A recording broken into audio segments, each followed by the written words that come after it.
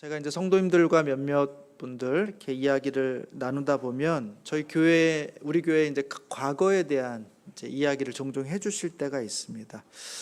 그때 들었던 것 중에 기억에 여러분들이 얘기해 주신 게 있는데 뭐냐면 우리 산울교회는 이제 수평 이동하는 성도들을 잘 받지 않았다, 이제 이런 말씀을 여러분들이 해주셨습니다. 그래서 본인이 교회에 등록하려고 할 때 수평 이동한 대상이어가지고 등록을 못 하셔가지고 굉장히 어려움을 겪으신 분도 있고, 또 그렇게 해서 등록을 못하는 건가 했다가 어느 지역이 아니라 조금 더 먼 지역에 있어가지고 거기는 또 괜찮다고 해가지고 등록을 하셨다 하시는 분들도 계시고, 그래서 저희 교회, 우리 교회가 시작할 때 이렇게 수평 이동하는 것에 대해서 굉장히 우려하고 염려하는 그런 교회였다, 이런 얘기를 해주시는 것을 여러분들로부터 들었습니다. 왜 그럴까 이렇게 생각해 보면 아마 이제 기존 신자들을 저희가 막 받아가지고 교회 교세를 넓힌다든지 뭐 성도를 넓힌다든지 해서 뭐 교회 건물을 짓고 이러는 일에 우리가 마음을 쓰기보다는 우리 교회의 본질, 믿지 않는 사람들을 위한 교회, 믿지 않는 사람들이 와서 교회에서 예배드리고 신앙을 가질 수 있도록 하는 일에 아마 초점을 맞추기 위해서 그렇게 하신 게 아닐까 하는 생각들을 하게 됐고, 또 한 가지는 아마 지난주에도 말씀드린 것처럼 우리 산울교회가 이제 남서울 교회에서부터 분립개척해서 약간 이름을 가지고 이렇게 프랜차이즈처럼 3본 땅에 탁 옴으로써 기존 교회 성도님들께 또 목사님들께는 조금 불편하게 느껴질 수도 있겠죠. 그래서 아마 그런 것들을 우려해서 우리는 수평 이동하는 성도를 받지 않겠다, 아마 이제 이런 것도 하신 것 같습니다. 더 나아가서는 이제 설립하셨던 목사님이 또 원책에 유명하기도 하시고 설교를 너무 잘하시거든요. 그러니까 아마 이제 그것 때문에 막 이렇게 사람들이 오는 것에 대해서 주변에 또 불편하게 생각하는 분들도 있어서 아마 이런 여러 가지 것들을 고려해서 그런 결정을 하시지 않았을까라는 생각들을 해보게 됩니다. 아마 제가 볼 때 그 당시에는 가장 적절하고 아마 좋은, 또 이 교회 여러 교회들과 함께 공생하기 위한 아주 적절한 판단이고 원칙이었다라는 생각들을 하게 됐습니다. 그런데 지금은 그렇지는 않습니다. 지금은 그렇지 않습니다. 뭐 그렇지 않은 이유는 상황이 많이 달라진 측면이 있죠. 뭐 가장 큰 상황이 뭐겠습니까? 담임 목사가 그렇게 유명하지가 않습니다. 그래서 뭐 그것 때문에 사람들이 뭐 교회를 옮기고 이럴 일이 없다라는 측면이고, 또 한 가지는 저희가 이제 뭐 남서울교회에서 이제 나온 거 벌써 30년이나 됐고, 그다음 이름도 뭐 산울교회로 바꾸고 해서 아마 그걸 모르시는 분들도 많고 해서 아마 그것이 그렇게 큰 영향을 주지는 않을 것이다. 그리고 교회를 이렇게 수평 이동할 때 아마 여러 가지 개인적인 상황, 처지, 어쩔 수 없는 어떤 형편들이 있을 수 있기 때문에 아마 그런 측면에서 지금 저희들이 뭐 그것을 받지 않는다든지 또 허용하지 않는다든지 하지는 않습니다. 그럼에도 불구하고 저는 우리 교회가 가지고 있는 어떤 하나의 문화라 그럴까요? 전통이라 그럴까요? 이런 제가 좋아하는 것이 있는데, 그게 바로 이제 새로 오신 분들에게 등록을 강요하지 않는 겁니다.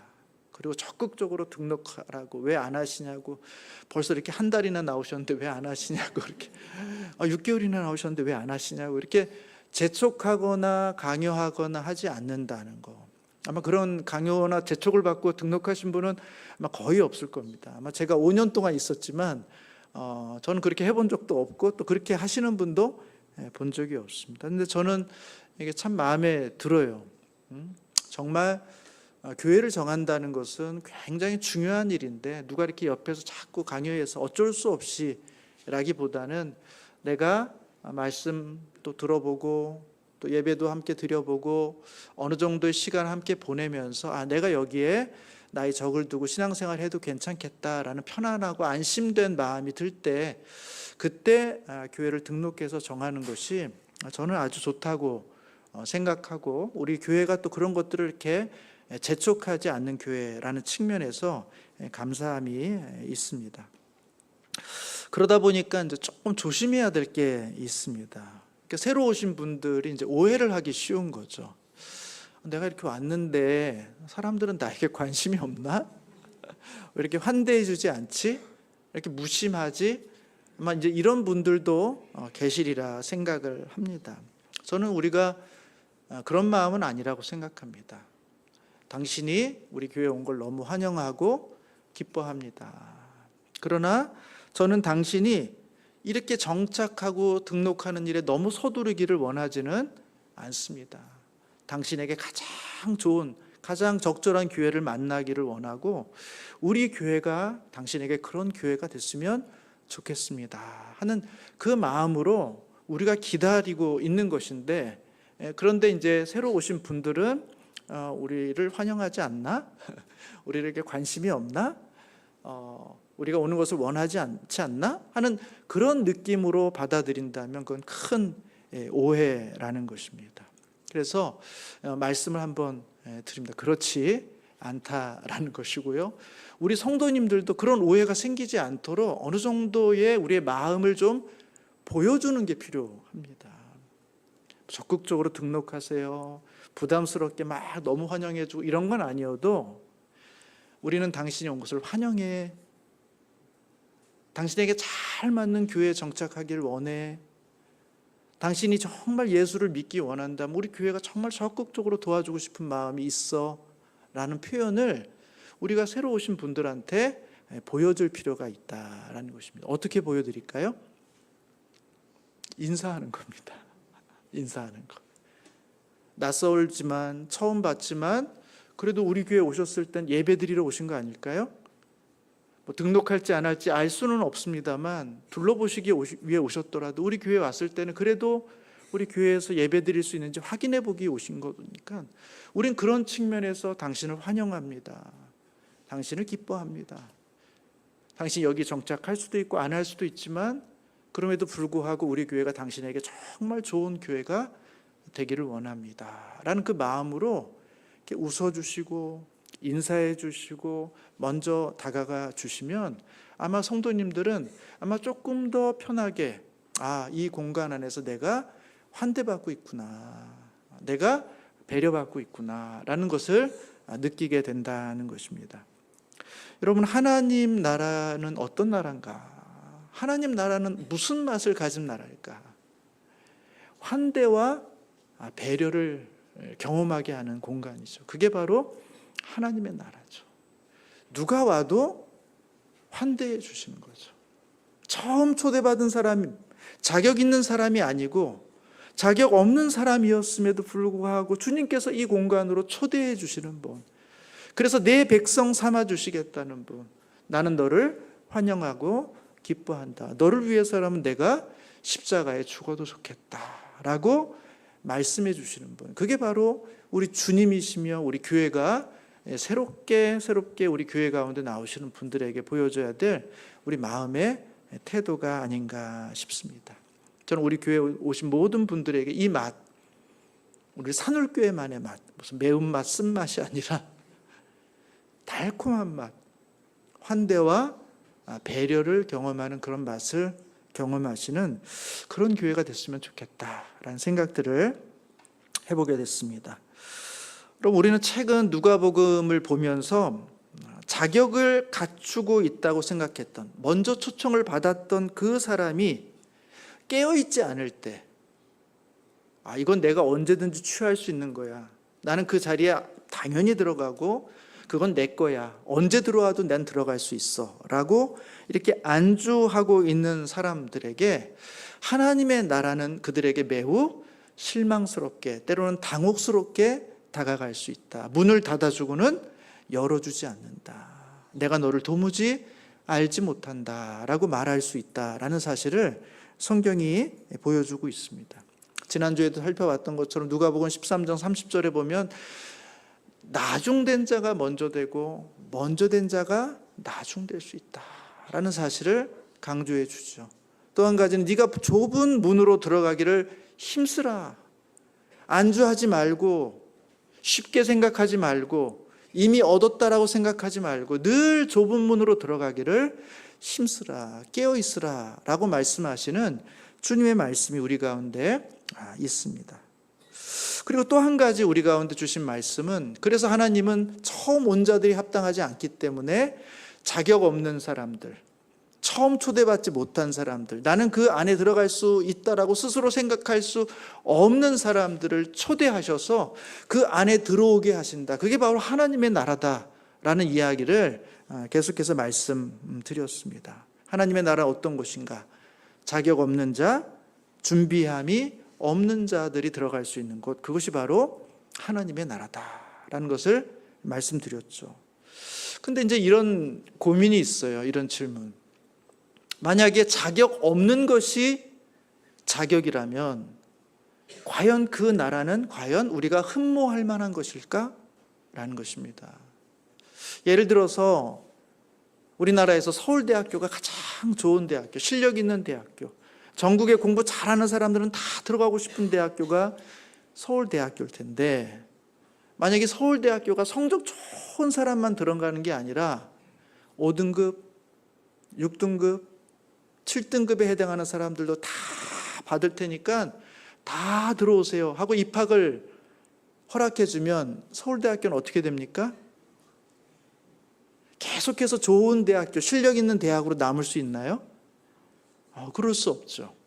왜냐하면 실력 없는 사람들, 자격 안 되는 사람들이 그 안에 다 들어와 버렸기 때문에 더 이상 이전에 가지고 있었던 서울대학이 갖고 있는 그 권위, 실력을 사람들이 인정해 주지 않는 거죠. 그냥 보통 평범한 대학 중에 하나가 되는 것뿐입니다. 혹시 천국도 그런 것이 아닌가? 자격 없는 자, 병든 자, 다리 저는 자, 앞 못 보는 사람, 가난한 사람, 죄인들, 그런 사람들로 가득 채워서, 아니 그런 공간이라면 굳이 내가 거기에 갈 필요가 있나?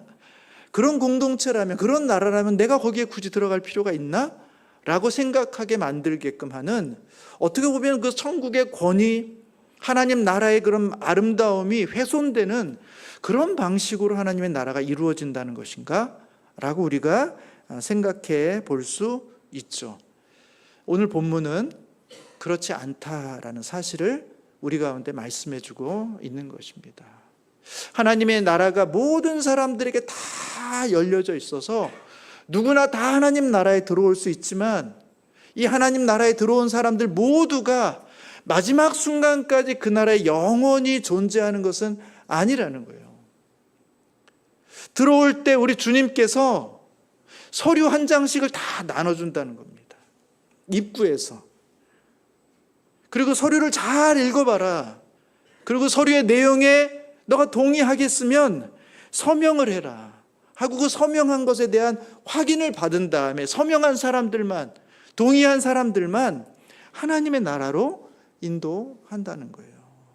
누구에게나 다 열려져 있지만 아무나 그 나라에 들어갈 수 있는 게 아니라 반드시 이 서명에 사인한 사람, 결단한 사람, 확인한 사람, 나는 그렇게 하겠습니다라고 하나님과 언약을 맺은 그 사람만이 이 나라에 들어갈 수 있다라는 것이죠. 그게 오늘 본문의 내용입니다.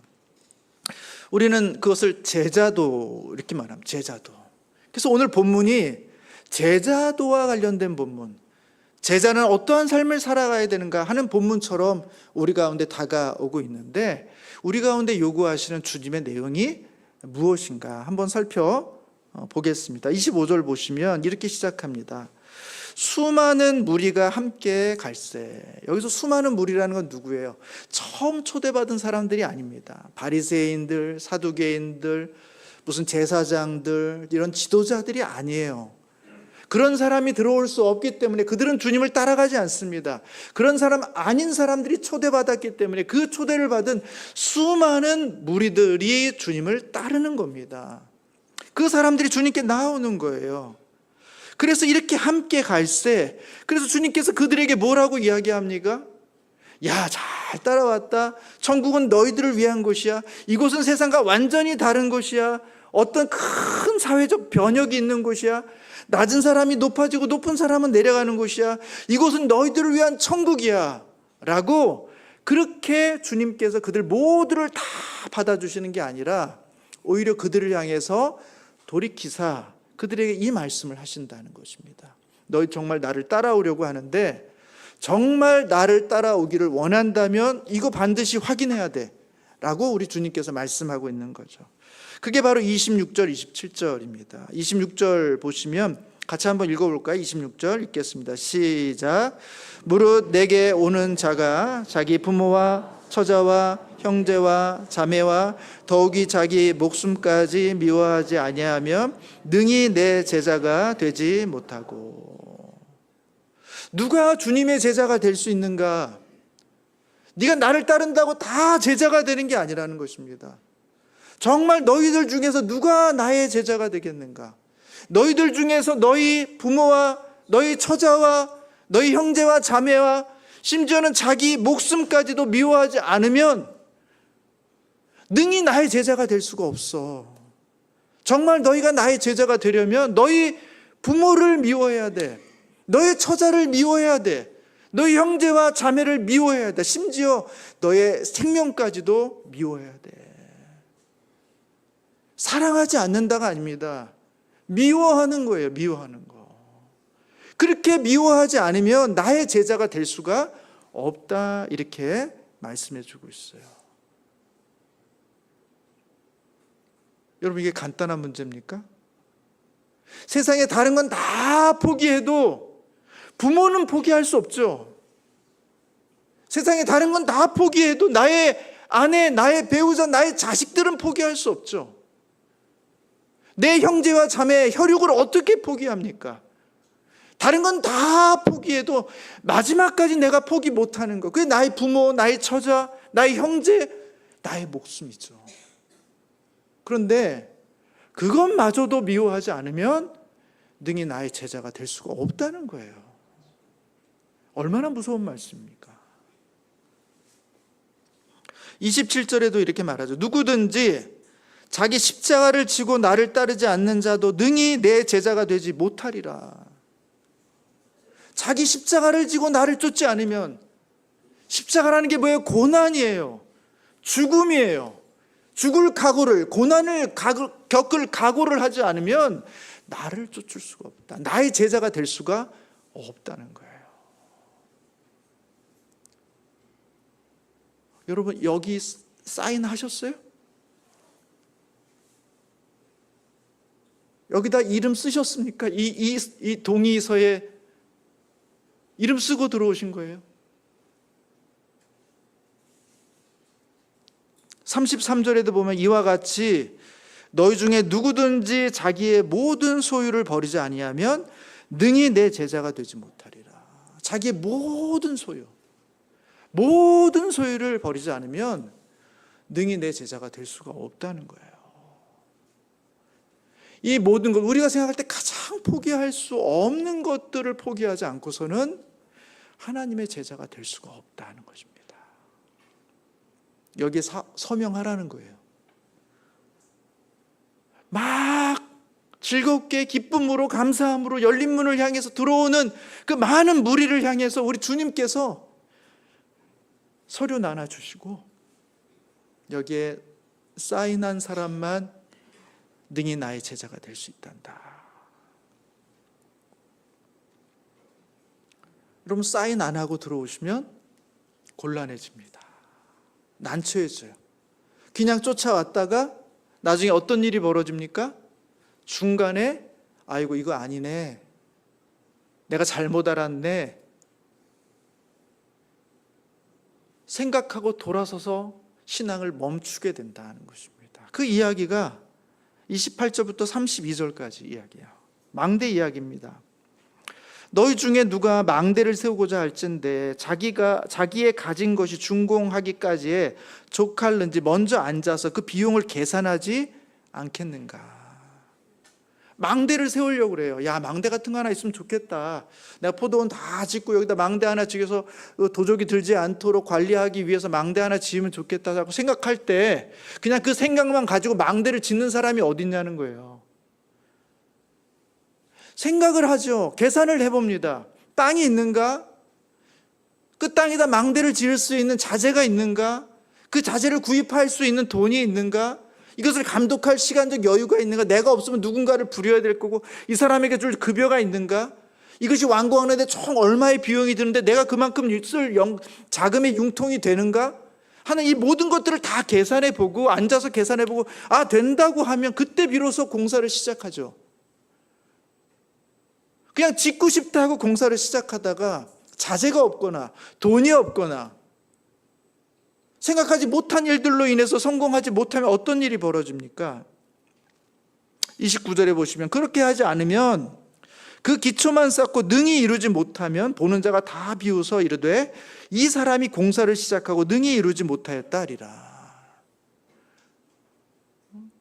뭔가 지금은 주님의 은혜를 경험하고 뭔가 반짝이는 어떤 것들을 경험해서 주님을 쫓는다고 쫓아가지만 계산해보지 않았기 때문에, 대가가 무엇인지를 모르기 때문에 그냥 막 쫓았다가 어느 순간에 아이고 이거 아니네, 나는 이렇게 될 줄 알았는데 그게 아니었구나, 나를 이렇게 주님께 세워주시고 복 주시고 부유하게 해주시고 남들보다 더 성공하게 해주시고 그런 줄 알고 여기 왔는데 그게 아니었구나 라는 것을 발견할 때 더 이상 이 공간에 머무르지 않고 떠나게 될 것이고, 그것이 그 사람에겐 부끄러움이 될 것이다 하는 거예요. 여러분, 임금 이야기도 마찬가지입니다. 31절에 보시면, 또 어떤 임금이 다른 임금과 싸우러 갈 때 먼저 앉아서 1만 명으로서 저 2만 명을 거느리고 오는 자를 대적할 수 있을까? 헤아려 봐야 된다는 거예요. 지금 적군이 2만 명을 데리고 와요. 근데 나의 수중에는 10,000명밖에 없어요. 내가 지금 10,000명으로 2만 명을 이길 수 있을까? 무기가 좋든지 아니면 내가 갖고 있는 이 환경적인 조건이 좋아서 저들을 대적할 수 있다면 한번 싸워볼 수 있지만, 그런 조건들이 없다면 10,000명으로 어떻게 2만 명을 이깁니까?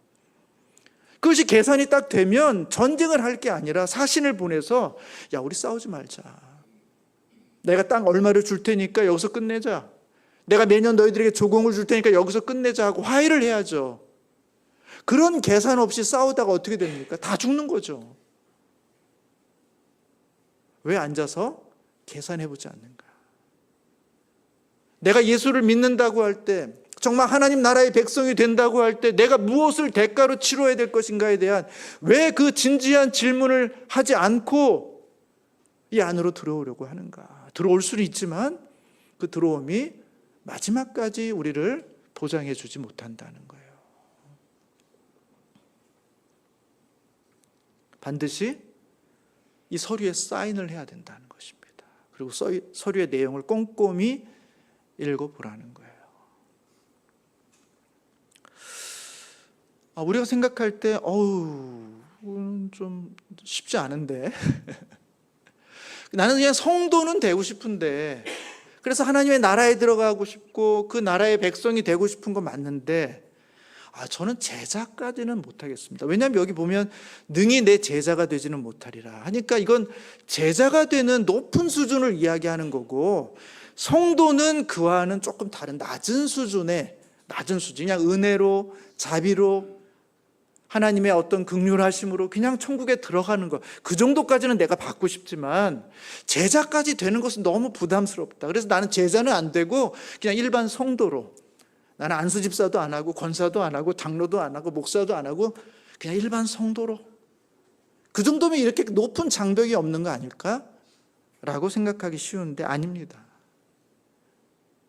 성경은 제자와 성도가 되는 것이 무슨 레벨의 차이가 아니라 구원의 어떤 다른 측면이라는 거예요. 같은 얘기라는 겁니다. 여러분, 마태복음 10장을 한번 보겠습니다. 오늘 본문과 좀 유사한 내용인데요. 마태복음 10장을 한번 보겠습니다. 10장 37절 38절입니다. 한번 구절을 좀 띄워주시고요. 성경 있는 분들은 성경을 좀 찾아보시고요. 같이 한번 읽겠습니다. 37절 38절입니다. 시작. 아버지나 어머니를 나보다 더 사랑하는 자는 내게 합당하지 아니하고 아들이나 딸을 나보다 더 사랑하는 자도 내게 합당하지 아니하며 또 자기 십자가를 지고 나를 따르지 않는 자도 내게 합당하지 아니하니라. 능히 내 제자가 되리라 말씀하시는 게 아니에요. 합당하지 않다는 것입니다. 내 백성이 될 수가 없다는 거예요. 내게 적합한 사람이 아니라는 것입니다. 무슨 제자들 높은 수준에 있는 사람, 상위 1%의 그리스도인들을 요구하는 게 아니에요. 이 모든 것이 주님을 정말 따르고자 한다면, 주님을 믿고자 한다면 반드시 거쳐야 될 질문이라는 것입니다. 여러분, 누가복음 14장 25절에도 주님께서 소수의 무리들, 많은 무리들 중에서 따로 떼서 너희들만 내가 특별히 알려주는 거야, 그렇게 한 게 아니에요. 그 많은 무리들을 향해서 그냥 동시에 말하고 있는 것입니다. 이게 바로 성도의 내용이다.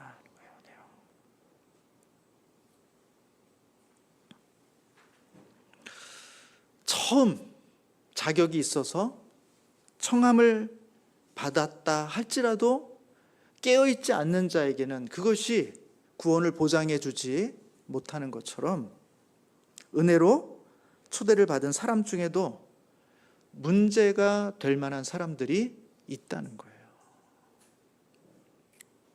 이 주님과의 서약에 사인하지 않는다면.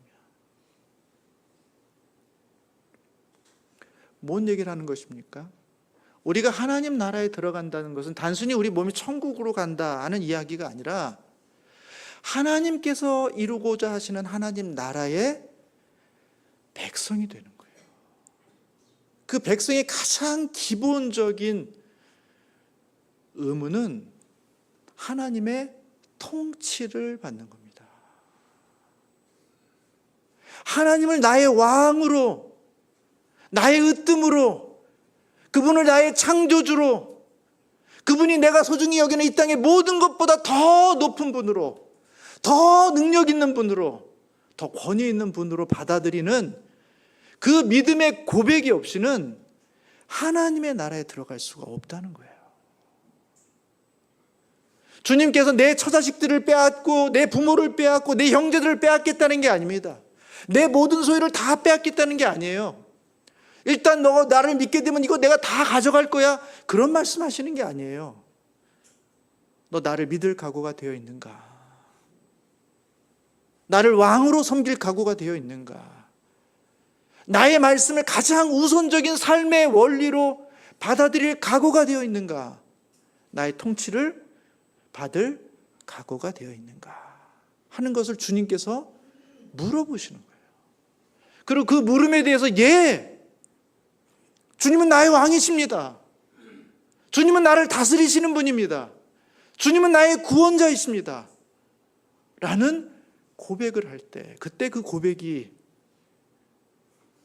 우리 주님의 나라로 우리를 인도해 가신다는 거예요. 오늘 본문이 그 얘기를 하고 있는 것입니다. 하나님의 나라는 누구에게나 다 열려 있지만 아무나 들어가는 것은 아니라는 거예요. 아무나. 바로 이와 같은 믿음의 고백을 갖고 있는 그 사람들에게만 하나님의 나라는 온전히 보장될 수 있다는 것입니다. 이것을 아주 잘 보여주는 성경이 있습니다. 마태복음 22장이에요. 22장을 살짝 보고 마치도록 하겠습니다. 마태복음 22장 1절부터 14절까지인데요. 이렇게 시작합니다. 우리 누가복음에서 봤던 그 비유하고 아주 유사합니다. 조금 다릅니다만 22장 1절에 보면 예수께서 다시 비유로 대답하여 이르시되 천국은 마치 자기 아들을 위하여 혼인잔치를 베푼 어떤 임금과 같다는 것입니다. 아들을 위해서 혼인잔치를 베푼 어떤 임금과 같은 것, 그게 바로 천국이라는 거예요. 그래서 어떻게 합니까? 그 3절에 그 종들을 보내요. 그 청한 사람들을 혼인잔치에 오라 하였더니 오기를 싫어하니. 지난번 누가복음에서 봤던 것처럼 그런 거죠. 이미 초청된 사람, 자격 있는 사람들에게 초청장을 보냈어요. 언제 몇 시에 결혼식이 있으니까 오십시오 하고 초청장을 보냈어요. 그리고 그 날이 됐습니다. 그래서 종을 보냈어요. 그래서 그들을 초청한 겁니다. 그런데 문제는 뭡니까? 그들이 오기를 싫어하거늘. 누가복음의 말씀에는 양해를 구했어요. 제가 밭을 샀기 때문에, 소를 샀기 때문에, 장가를 갔기 때문에 양해를 구했는데 여기는 양해를 구하는 게 아니라 싫어한 겁니다. 안 가겠다는 거예요. 귀찮다는 겁니다. 근데 그런데 4절에 보면 다시 다른 종들을 보내어 이르되 청한 사람들에게 이르기를 내가 오찬을 준비하되 나의 소와 살진 짐승을 잡고 모든 것을 갖추었으니 혼인잔치에 오소서 하라 했더니 또 다른 종을 보낸 겁니다. 그러니까 처음에 초대장 보내고 그날이 돼서 종을 보내고 그런데 오기 싫어하니까 또 종을 보내서 다시 부른 거예요. 이제 다 준비가 됐다. 오면 그냥 숟가락만 들고 먹으면 된다. 그렇게 했는데 이들이 어떻게 합니까? 5절에 보시면 이렇게 돼 있죠. 그들이 돌아보지도 않고 한 사람은 자기 밭으로 한 사람은 자기 사업하러 가고 그 남은 자들은 종들을 잡아 모욕하고 죽였다는 거예요. 이게 말이 됩니까? 안 갈 수는 있죠. 바빠서. 근데 지금 이 사람들은 어떻게 한 거예요? 싫어했어요. 변명을 댔어요. 더 나아가서 어떻게 변명할 게 없으면 모욕하고 죽여버렸어요. 왕이 보낸, 임금이 보낸 신하, 종을 죽인다는 건 뭘 의미하죠? 왕의 권위를 인정하지 않는다는 거예요. 왕을 왕으로 생각하지 않는다는 거예요. 무시하는 겁니다. 왕으로 받아들이지 않는 거예요. 그러니까 이런 일이 벌어지는 겁니다. 7절에 보시면 같이 한번 읽겠습니다. 시작. 임금이 노하여 군대를 보내어 그 살인한 자들을 진멸하고 그 동네를 불사르고. 여러분 결혼식 안 가면 이런 일이 벌어집니다. 살인한 자들을 진멸하고 동네를 불살라버려요. 결혼식 안 가서 그런가요? 아니에요. 뭘 보여주는 거예요? 왕에 대한 거역입니다. 반역이에요. 당신을 내 왕으로 인정하지 않습니다. 나는 당신의 통치를 받고 싶지 않습니다. 주님의 나라에 있으면서 이들이 왕의 통치를 받지 않으면 그들은 누구예요? 적이에요. 그걸 노골적으로 표현하고 있죠. 그래서 하나님께서 군대를 보내서 그 살인한 자들을 진멸하고 동네를 불사릅니다. 그리고 나서 어떻게 잔치는 계속 해야 될 거 아닙니까? 그래서 임금이 이제 동네에 가서 사람들 다 불러오라는 것입니다. 8절에 보시면 이에 종들에게 이르되 혼인잔치는 준비되었으나 청한 사람들은 합당하지 아니하니 내 거리 길에 가서 사람을 만나는 대로 혼인잔치에 청하여 오라는데. 그래서 이렇게 준비되지 못한, 청함받지 못한 사람이 이렇게 왕의 아들의 혼인잔치에 초대를 받게 돼서 그 잔치에 들어가서 그 떡을 먹고 마실 수 있게 된 겁니다. 심지어 어떤 사람이 들어가느냐, 10절을 한번 같이 읽겠습니다. 시작. 종들이 길에 나가 악한 자나 선한 자나 만나는 대로 모두 데려오니 혼인잔치에 손님들이 가득하니라. 누구까지 들어갑니까? 악한 자까지 들어가요. 선한 사람도 들어가는데 악한 사람들까지 다 쓸려 들어간 겁니다. 다 그렇게 하나님의 나라는 그들을 향해서도 열려 있는 거예요. 다 들어오라는 거예요. 다.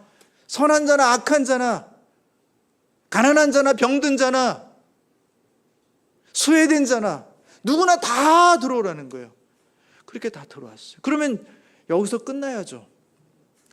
그럼 얼마나 복음적이고 얼마나 은혜로워요. 아, 이렇게 우리가 은혜를 받고 이렇게 들어가게 됐구나. 왕의 잔치에 초대를 받았구나. 그 혜택을 누리게 됐구나. 끝나면 좋은데 마태복음 22장은 여기서 끝나지 않아요. 주님은 그 다음 이야기를 또 합니다. 이게 우리에게 두려운 거예요. 11절에 보시면 임금이 손님들을 보러 들어올새 거기서 예복을 입지 않은 한 사람을 봅니다. 예복을 입지 않은 사람이 있었던 거예요. 그게 무슨 얘기죠? 그 사람 외에 다른 사람들은 다 예복을 입고 온 거예요. 갑자기 초대해서 왔는데 사람들이 언제 그랬는지 다 집에 가서 옷을 다 갈아입고 예복으로 그 잔치에 온 겁니다. 이 사람만 아무 생각 없이 아무 고민 없이 그냥 떨레떨레 그 잔치에 들어간 거예요. 근데 굳이 임금이 그 잔치 현장에 나타나서 사람을 다 둘러보는, 스캔하는 겁니다. 쭉 둘러보는 거죠. 그리고 예복을 입지 않았네 하고는 한 사람에게 딱 주목하는 거죠. 그리고 12절에 보시면 이렇게 말합니다. 이르되 친구여 어찌하여 예복을 입지 않고 여기 들어왔느냐. 왜 예복을 입지 않았지 너는? 하고 묻는다는 것입니다. 그러니까 이 사람이 유구무원이에요. 할 말이 없는 겁니다. 다른 사람은 다 입고 왔는데. 13절에 보시면 임금이 사환들에게 말하되 그 손발을 묶어 바깥 어두운 데에 내던져라. 거기서 슬피 울며 이를 갈게 되리라.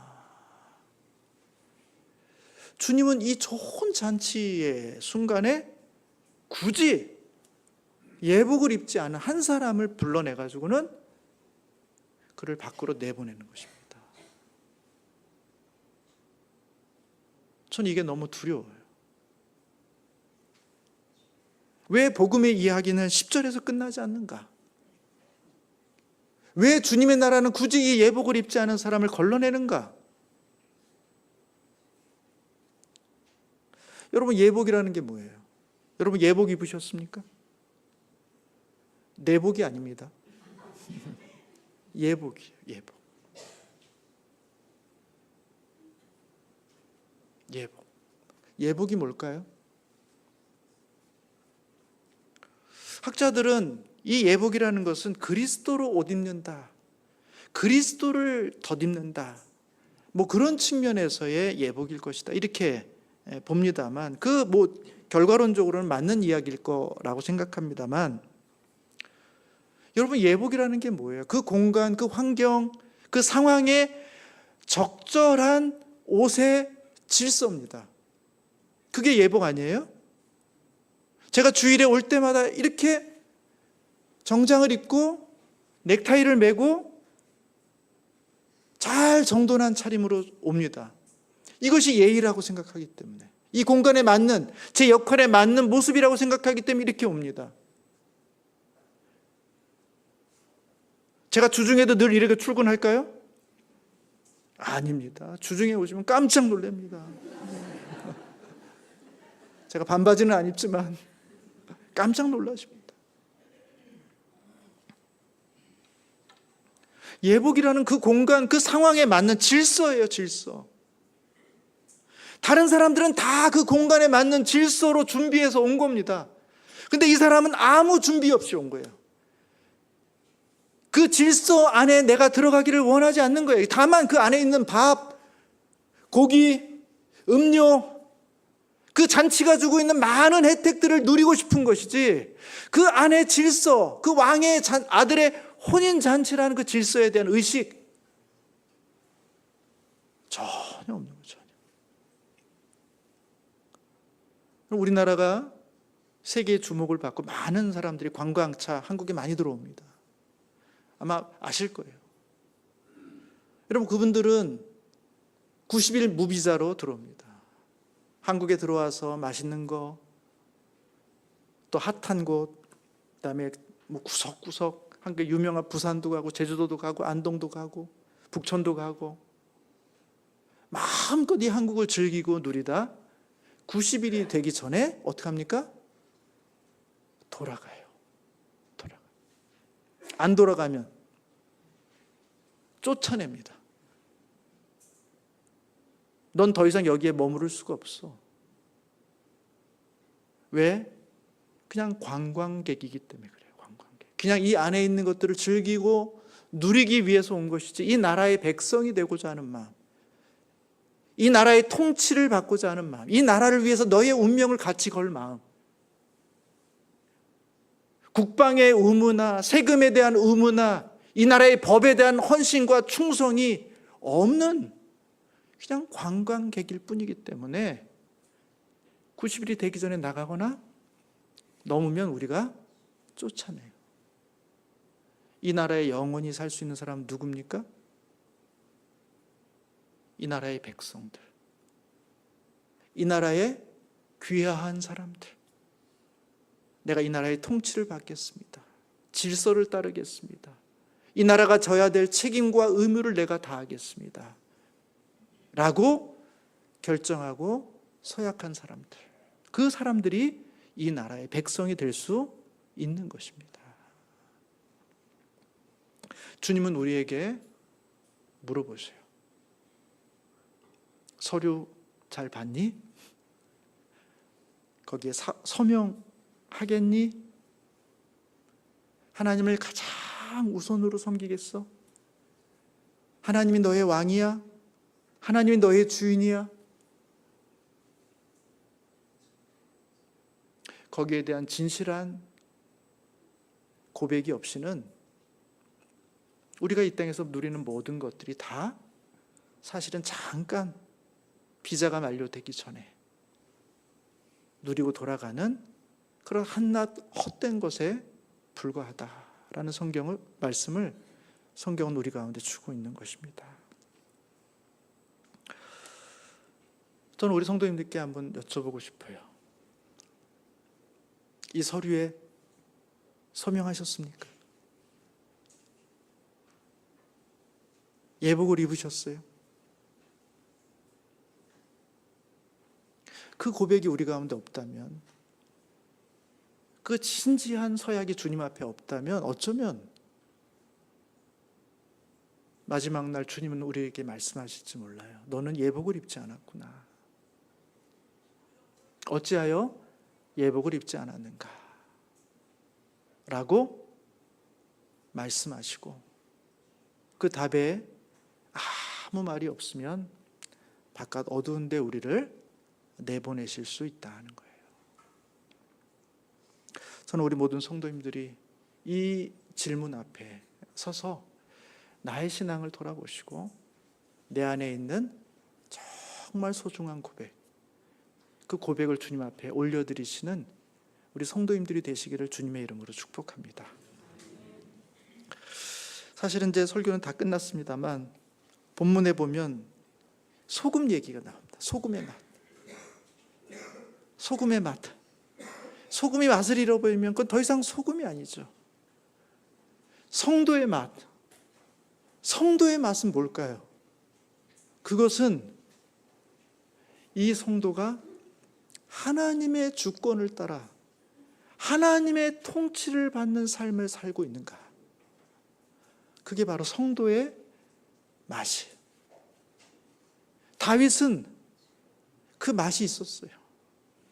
사울에게 복수하고 싶었지만, 복수할 기회가 있었지만 그 개인의 열망, 복수심으로 행동하지 않고 하나님이 그를 인도하시는 대로, 하나님의 기름 부음 받은 자를 내가 너 손으로 죽이는 것은 옳지 않다 하고 인내하고 기다리고 믿음으로 하나님이 그를 심판하시겠다 하는 그 믿음을 가지고 하나님 앞에 자신의 삶을 절제할 때 다윗에게는 그 소금의 맛이 있었어요. 하나님의 백성이구나. 예수님에게는 그 소금의 맛이 있었어요. 이 길이 얼마나 힘들고 고통스러운지, 이것이 얼마나 억울한 일인지를 다 알면서도 그 죽음으로 인해서 많은 죄인들을 다시 주님께 구원의 자리로 인도할 수 있겠다 하는 그 믿음, 그 희생,